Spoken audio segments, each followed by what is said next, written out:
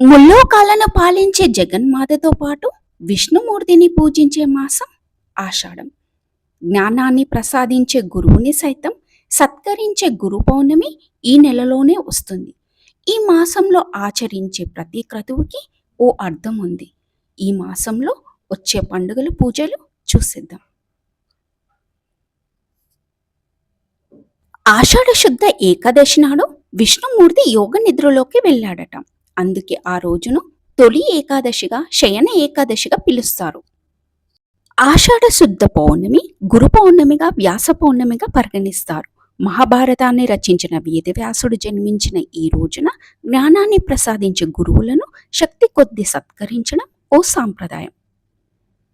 శ్రీ మహావిష్ణువు జగన్నాథుడిగా దర్శనమిచ్చే మహిమాన్విత క్షేత్రం పూరి జగన్నాథ ఆలయం. సుభద్ర బలభద్రులతో కొలువై ఉన్న ఆ జగన్నాథుడి ఊరేగించే రథయాత్ర వేడుక ఆషాఢంలోనే వస్తుంది. మహారాష్ట్ర షోలాపూర్ జిల్లాలోని పండరిపురంలో కొలువైన పాండురంగన్ని ఆషాఢ శుద్ధ ఏకాదశి నాడు భక్తులు దర్శించుకుంటారు.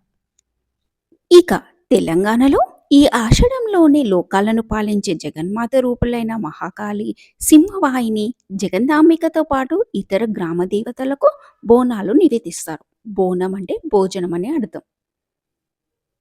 వారాహి నవరాత్రులు ఈ ఆషాఢంలోనే చేస్తారు. ఆషాఢంలో మహిళలు ఒక్కసారైనా గోరింటాకు పెట్టుకోవడం తెలిసిందే. వర్షాలు పడే ఈ కాలంలో తేమ వల్ల చర్మ వ్యాధులు రాకుండా ఉండేందుకు ఔషధ విలువలు కలిగిన గోరింటాకును పెట్టుకోవాలని చెబుతారు.